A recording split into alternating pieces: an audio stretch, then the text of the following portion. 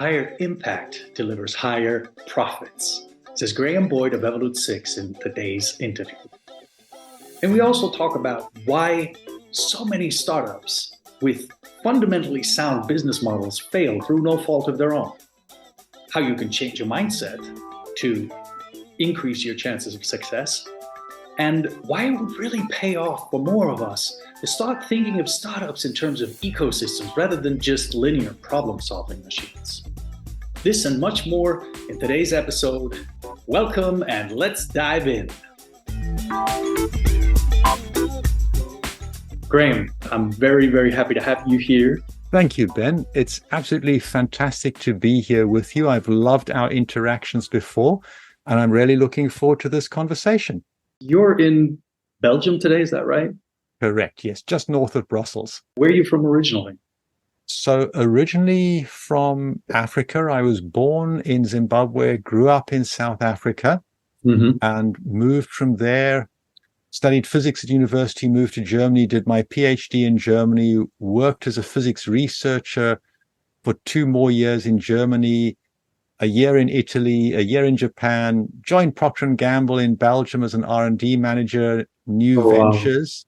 Okay. Was shipped over to China to be part of the team building the operations there. Returned to Belgium in 2007. So very, very internationalized. Yes. And now you're back in Belgium. Is Belgium home now? There's something magic about Belgium that I really love. It's, I don't know, for me, it has a perfect balance between the spontaneity, creativity of the more Southern European countries or the African cultures and countries, and the precision, the rigor, the get stuff done right of the German, Dutch, Germanic, Northern European countries. So in a way, for me, it's the perfect fusion culture. Which is partially also what you do with Evolutesix. You do a lot of fusion. You know, you could say it's the fusion cuisine of startup venture building. I love that. It has absolutely the fusion cuisine of venture building. Yes. What is it that makes Evolutesix different from other accelerators and venture builders? I'll give you a metaphor. You know, most of us have probably been in a room where there's been a fly trying to get outside again that goes bzzz and bangs into the window pane and drops back to the ground and buzzes around for a little bit until it regains full consciousness, and then it flies even harder against the window and tries to bang itself through, and it keeps failing. I keep asking myself the question, why is impact so hard? Why is regenerative so hard? You know, it's obviously so much better. It's obviously exactly what the world needs. Why is it so hard? What is our window pane? And I came to a set of interlocking conclusions. The first one is, how do we work with each other as messy human beings, especially when we're in conflict? And so we took the best that we've been able to find from developmental coaching, positive psychology, nonviolent communication, all of these things, and we integrated them and changed them into a structured dialogue. And it's all designed so that when we're fighting with somebody that we're working with, we can harness the information in that conflict to develop the strength of the relationship and develop ourselves as human beings. So inside Evolutesix, when we're fighting with each other, we tend to go, yay, we're fighting with each other. This gives us an opportunity to grow and develop and get better at what we're doing. I've heard of some other accelerators that offer, for example, mediation training or conflict resolution training to the founders, because it always pops up between founders. And also sometimes between the founder and the startup founders and the accelerator, if there's possibly even just a misunderstanding about how something should work, how to prioritize the next steps, etc. So what I find quite interesting is that you're saying at Evolutesix, you've actually developed a tool that you train founders in. Is that right? Mm-hmm. Like people train, physically it's martial arts, and mentally it's the Evolutesix conflict resolution training, I'll just call it. Which of course rings a huge bell for me because my whole style of negotiation is about compassionate conflict. Yes, exactly. We call it the adaptive way. Okay. Because it's fundamentally about how do I change who I am so that who I am has what it needs to engage with whatever is in front of me right now. Mm-hmm.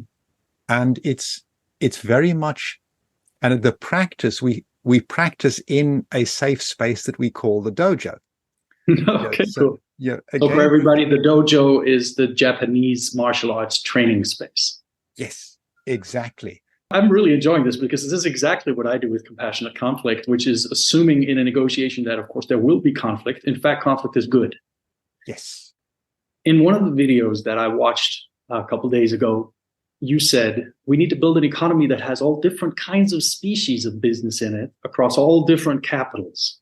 If you were trying to figure out the difference between an ergodic ecosystem venture builder versus your typical accelerator with a startup portfolio, what's the best way to, understand that difference and the uniqueness of Evolutesix? The difference between a portfolio of companies and an ergodic ecosystem of companies is the same as the difference between 1,000 individual trees, each in its own pot, all next to each other, and a forest of 1,000 trees with a completely interlocking root system and mycelium running through everything, with a real exchange of nutrients and energy across the entire forest.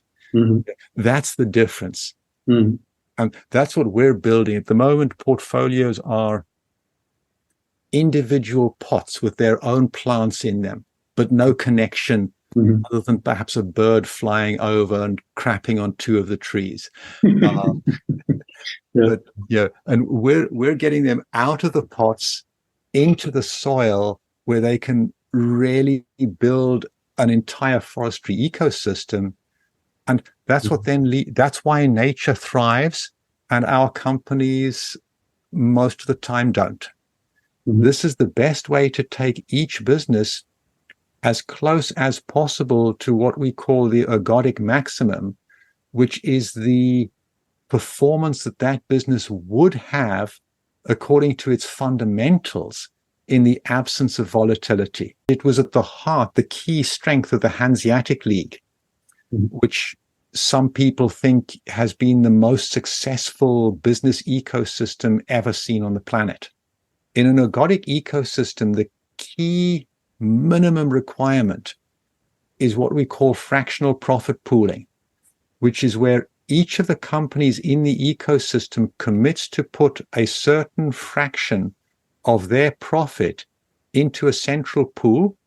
Say every quarter they put 10% of their profit into the central pool, and that profit is immediately shared out again to all of the companies in the ecosystem according to a predefined formula. Many companies struggled during COVID or even went bankrupt, not because there was anything wrong with their business, but just because this unpredictable headwind held their company back for 6 months or a couple of years.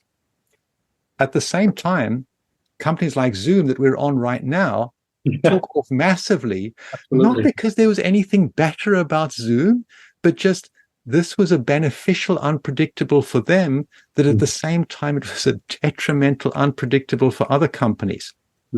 That's where this fractional profit pooling really brings benefit to every company. This means that Zoom would put 10% of its profit into this profit pool, and another company, say a travel company that wasn't generating more than, say, 5% of its revenue, during that period would continue to function fully without any risk because of this profit flowing into the travel company. For example, Get Your Guide. 12, 24 months later, when travel picks up again and Get Your Guide's business massively takes off and Zoom drops back down to the normal place that it would be at without that, the profit pooling flows the other way.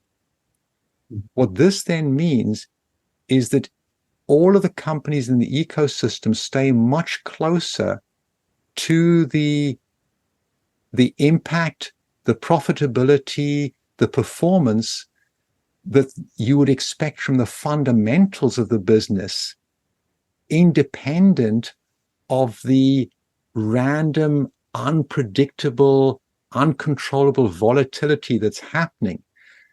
So for startup founders, what this means is becoming part of this ecosystem de-risks their potential for success. It definitely de-risks their undertaking, and it increases their capacity to tap into opportunities that come their way.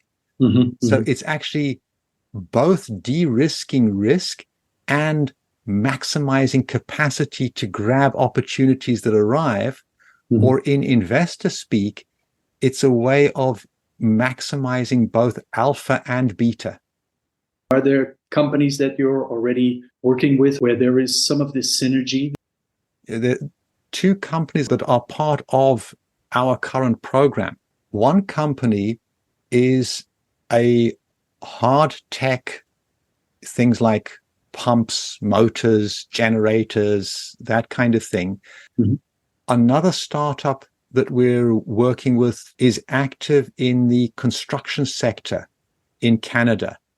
They are bringing in new ways of building houses that are inherently far more suited to get to being net carbon positive and things like that. As these two companies got to know each other going through our program, they started to identify more and more opportunities of synergy that would lead to third or fourth companies emerging between them. For example, using the waste of certain kinds of mines as raw material input to the production of the housing. And this is the kind of thing that emerges as the companies incorporate as fair shares commons. They develop trust with each other. You no longer really worry about which product the money is going to come from in this kind of narrow-minded sense. This is what Apple does, why Apple is so successful. The different product lines in Apple don't really worry where their salary is going to come from or the project money to pay for the project, because it's all about the success of Apple as a whole. That's what matters. Those are two examples. Another really good example is Fractal in Costa Rica, which is building an entire regenerative ecosystem of companies based on fair shares commons incorporation. That's another really a good example.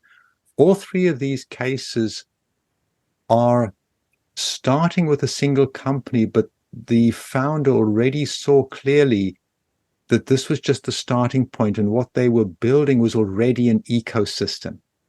And those are perhaps the companies that the founders that most gravitate towards us now.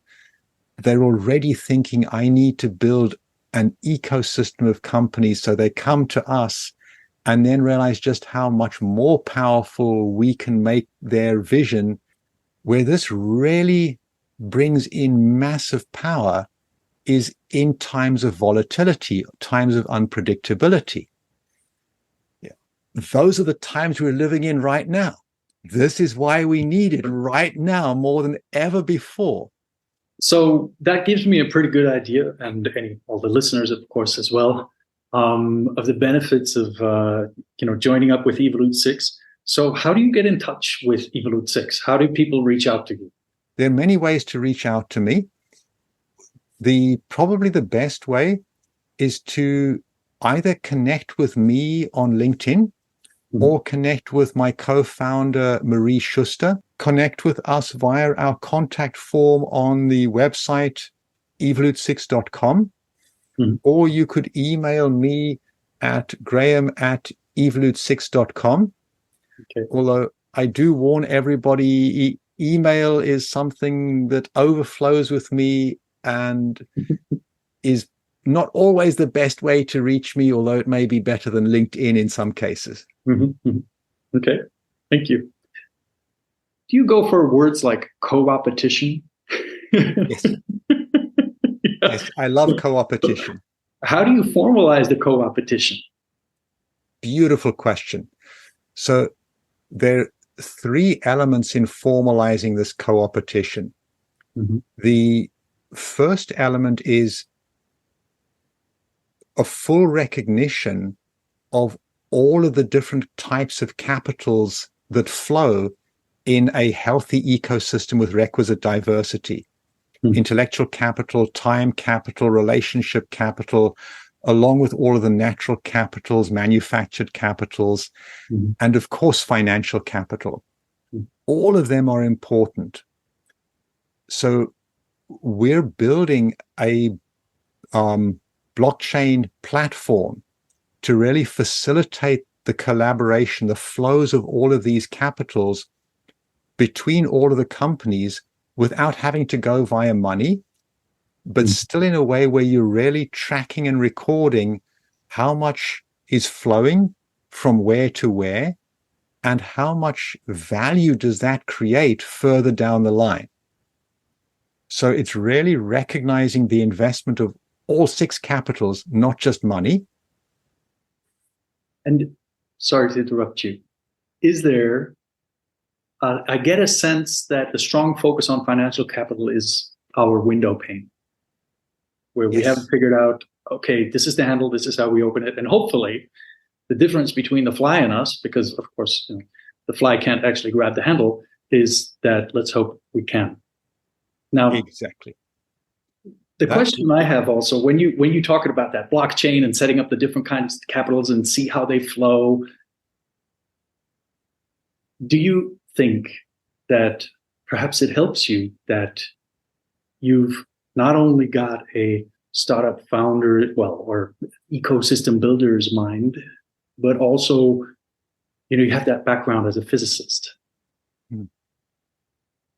Because of course, we're talking a lot of theories, equations, conceptual complexity. And what I'm doing, I could not have done had I not both studied particle physics and been very familiar with how particle physics works, and grown up in apartheid South Africa and understood what it's like to be embedded in a deeply unjust system where it was more or less impossible for anybody to really see the impact of what they were embedded in, just like that old cliche that a fish doesn't really know it's swimming in water. And this combination led me to really recognize, yes, there's a big part of the window pane is the primacy of financial capital. And don't get me wrong, there's nothing wrong with financial capital. It's absolutely necessary. It's absolutely part of the game. The issue is that we've taken it, we're only looking at financial capital, and we're trying to put all of the other capitals through financial capital as the medium of value flow. And that distorts all of the other capitals. We see this in Japan, for example, that Japan for a couple of decades now has been running a time currency that is used for caregiving. And so somebody might pay a young person to care for an older person in Tokyo, and they would pay them in fureikipu, this time currency, and that young person might transfer the credits to an aged relative in a village somewhere else in Japan where that relative would use the currency to pay for care services there. Mm-hmm. And it's always 1 hour of somebody's time is worth 1 hour of somebody's time. It doesn't matter whether you're a senior executive earning millions every year or a young student earning a few thousand every year. An hour is an hour. Mm-hmm. And what's beautiful about that is the impact or the value, in the sense that research has shown that people rank more highly the care that they get given by somebody who is being paid in fure kipu than somebody who is paid in yen. The quality of care is different because you know that that fure kipu token could only have been earned by somebody else doing care for another person. Mm-hmm. Mm-hmm. Which opens a absolutely fascinating door into the whole world of complementary currencies. I think in today's episode, let's keep that door shut, but possibly it might be interesting to go there one other time. Yes. Because of course that's really, really, really a fascinating space where, I don't know if you've heard of Will Ruddick, for example, who are also active in that space, and it honors and actually increases the economic, let's call it, prowess of a community. And that's one thing that I find also very fascinating. So, to just kind of wrap it up, of what does that actually do, is it might be one of the ways that we can, grab the handle of the window, open the window, and let other things flow through the system, right? Let some fresh air in, and solve one of the issues that a lot of investors talk about, which is how can you maximize impact as well as returns? Mm-hmm. And maybe one of the problems is the exclusive focus on financial capital. Yes. So, in other words, what fascinated me also when I was reading about Evolutesix is the understanding that you are creating a system where this, let's call it a conflict of interest, right, between maximizing returns and maximizing impact. Is it resolved? I would say it's more than resolved. We're coming back to, is it a one-dimensional compromise or a two-dimensional space to explore? And so the way we build companies, I have more than enough evidence, and there are more than enough examples around there that demonstrate what I'm saying, that sitting at a place of 80% impact and 80% profit is perfectly achievable. And in fact, they are mutually synergistic. If you're delivering higher impact, you will deliver higher profit. Or let's say not necessarily automatically. So you could sit at high impact and low profit by choice. But there is a space of business models which today's companies cannot get into, where you really deliver both profit and impact without compromising either, because you bring them into synergy, into a positive complicity. There's a concept out there called requisite diversity, which is, what is the minimum amount of diversity you require to be able to withstand a certain shock to the system? The bigger the shock to the system, the bigger the diversity you require to withstand it. So what Evolutesix is doing is building ecosystems of companies with requisite diversity. You don't have requisite diversity if it's just a portfolio narrowly focused on maybe 20 different fintech companies. or 20 different solar energy companies, because they're all going to go up or down with the same trends or the same unpredictable opportunities or threats at the same time. That's not diversity, really. And this is what you find in nature. Nature thrives because it has requisite diversity, number one. And number two, it is at that optimum sweet spot for the entire ecosystem to thrive and every individual life form to thrive, where you're sitting somewhere around 80% competition, 80% collaboration. We think of competition and collaboration as a zero-sum compromise. The percentage competition and percentage collaboration is on a line, and it always adds up to 100%. Well, the way we think of that is that collaboration and competition are two separate dimensions at 90 degrees to each other. You know, like my thumb sticking straight up and my forefinger going along horizontally. Mm-hmm. And that then opens up the question, well, what if we could have the benefits of 80% competition and 80% collaboration? And that's what Evolutesix aims for, is that point of high competition and high collaboration, getting the maximum possible benefits of both simultaneously. That's what we aim for. Yeah. And you saw that in what I was saying about the adaptive way dojo process of, yay, we're fighting again. Look at how much we can grow in collaboration because we're fighting in competition. Mm-hmm.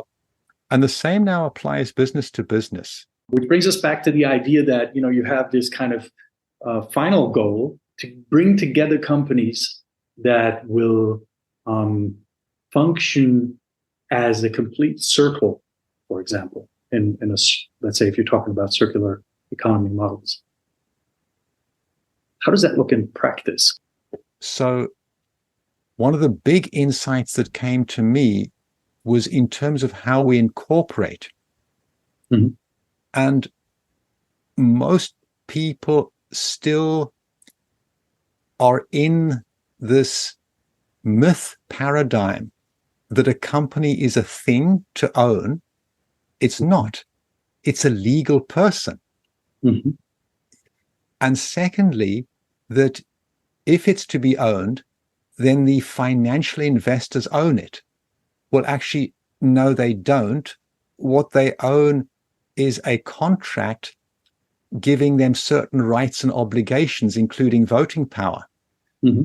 That's not a slice of the company.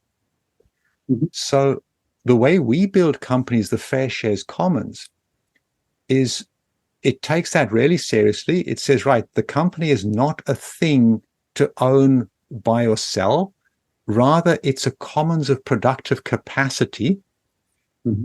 We include all of the capitals that the company touches in a significant way, all of the stakeholders that the company touches in a significant way.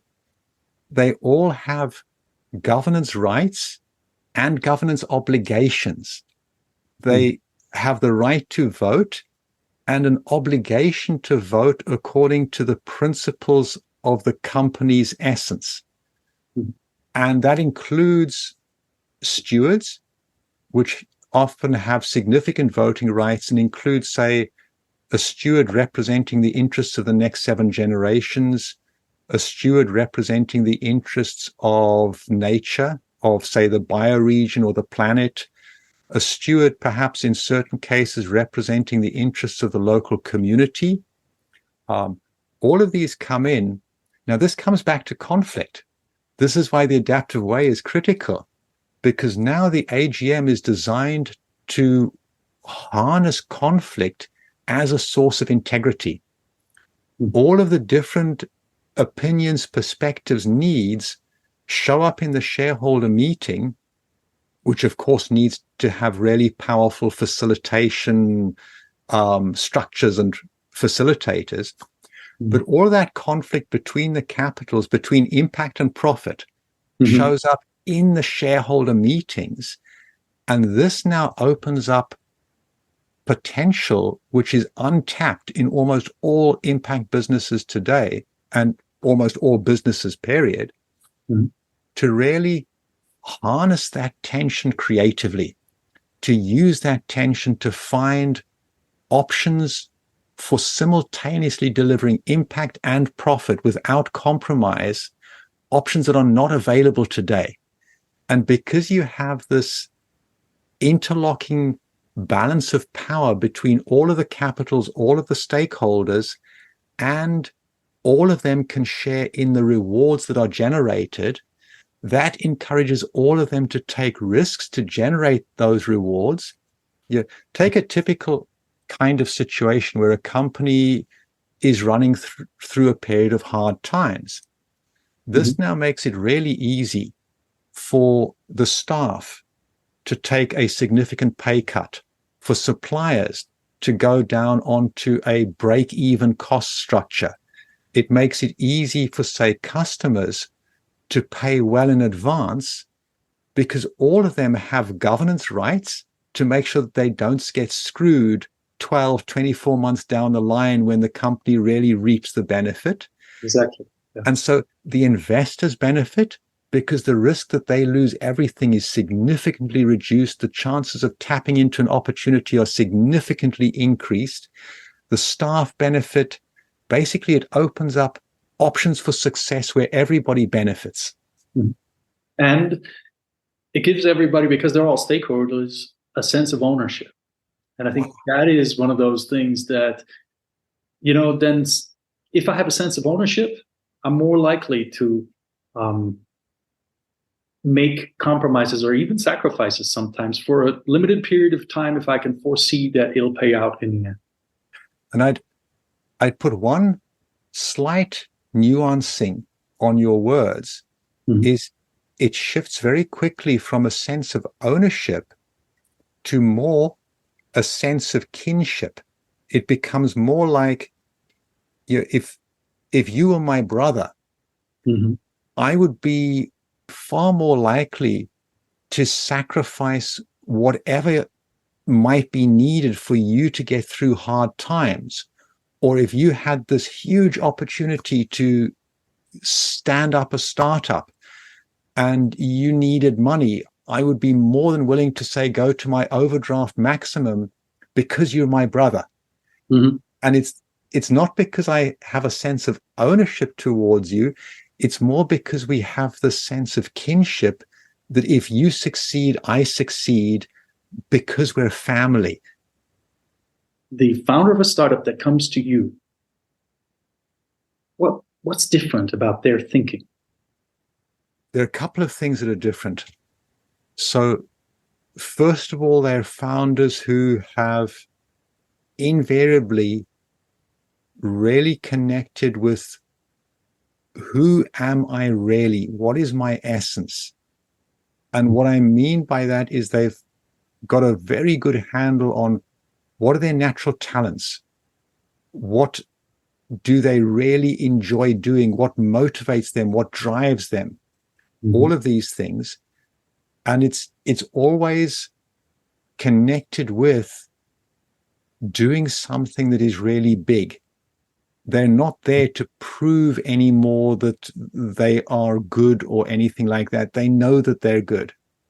So that's the one characteristic. The other really important characteristic is they recognize that all too often the simplistic linear thinking, and by the way, in our Adaptive Way program, we have a full set of modules exactly to develop this kind of non-linear thinking. Okay, great. So there's this classic case of winning the battle but losing the war.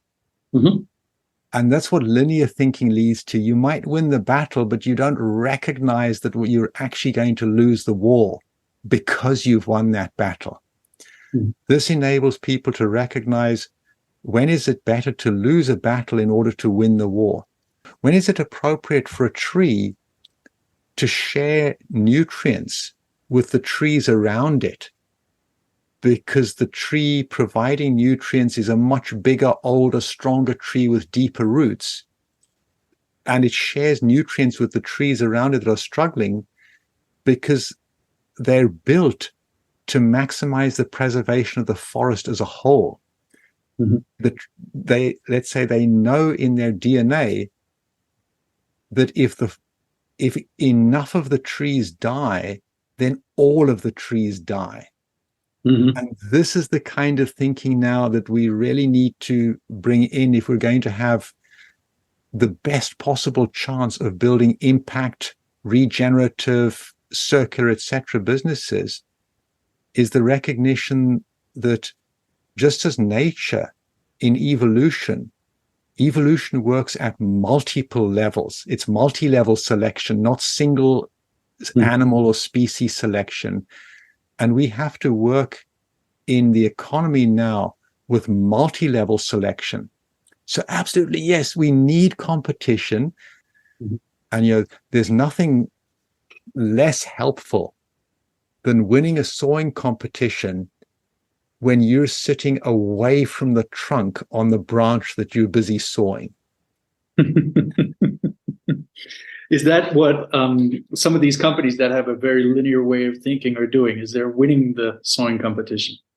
Exactly. I also liked your, very simple and totally easy to understand metaphor. If enough trees die, all trees die.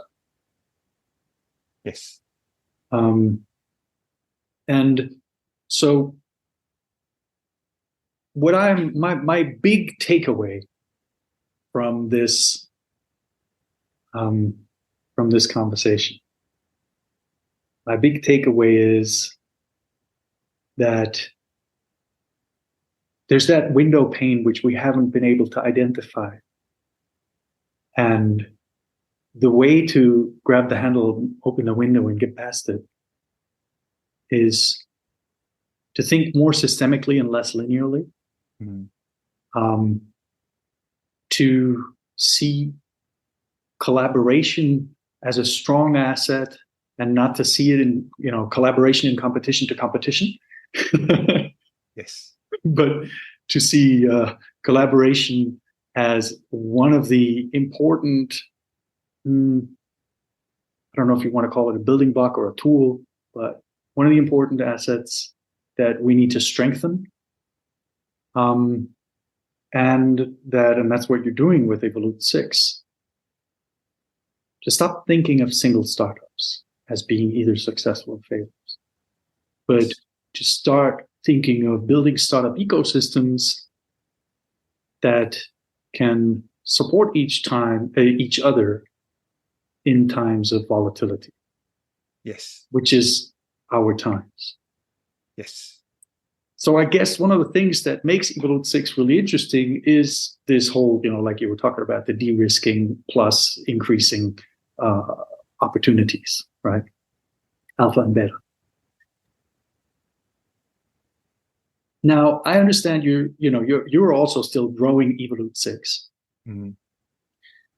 Whether you would take this money for Evolutesix or not, put that aside. If you had, let's say, $1 billion, just ended up in your bank account, what would you do with that? Beautiful question. So, what we're doing is absolutely a moonshot.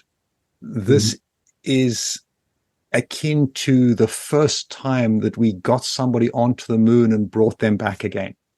So, if I had $1 billion in my pocket now, there are a couple of things that I would do.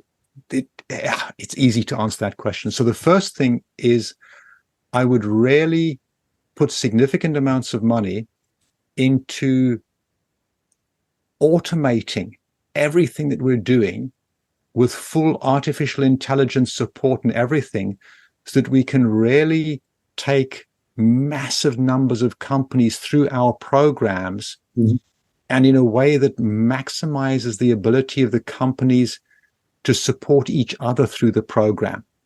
This is part of how the Adaptive Way Dojo works, is that the more experienced get even better by facilitating the less experienced. So the first thing is put massive amounts of money into automating it and of course into really getting the word out there so that everybody who could benefit would have a way of benefiting from it. Mm-hmm. The second thing I would do with that money is identify complete sets or ecosystems of startups that need to be built today. And I would run through the program cohorts of 100, 200, 500 people at a time, not necessarily with anybody who wants to be a founder. There would be a heavy dominance in here of the undersung heroes of the startup world, the chief operating officers that get everything to work. A heavy predominance of those to just build fundamentally healthy, successful businesses in each of these key domains, the anchor companies in the critical sectors of the whole ecosystem. Simultaneously, I would use some of that money to buy in existing mature businesses that are ready for conversion to become members of the ecosystem. Mm-hmm. So we would then set up within 12 months the combination of a high throughput capacity to grow businesses and to grow individuals into being fully successful in these businesses. Mm-hmm.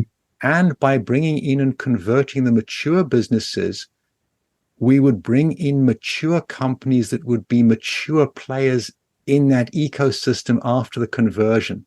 Mm-hmm. And so it would be very much like if we wanted to regenerate a natural ecosystem, you might bring in plants at different levels of maturity, mm-hmm. but taking really careful care that you were bringing in the right kind of plants for this phase of regenerating the landscape. Mm-hmm. You wouldn't bring in the first wave plants that would usually only grow in that landscape 40 years down the line, mm-hmm. after the first wave have done the preparation of the soil. Mm-hmm. So there'd be that focus. But that's what I do with $1 billion if I had it now. And quite frankly, it would be very easy to put $1 billion to good use. Yes, I imagine it would probably be very easy to put $10 billion to good use. Yes, exactly. Or 100, Yeah. Graham, I want to really, really thank you for this in-depth conversation.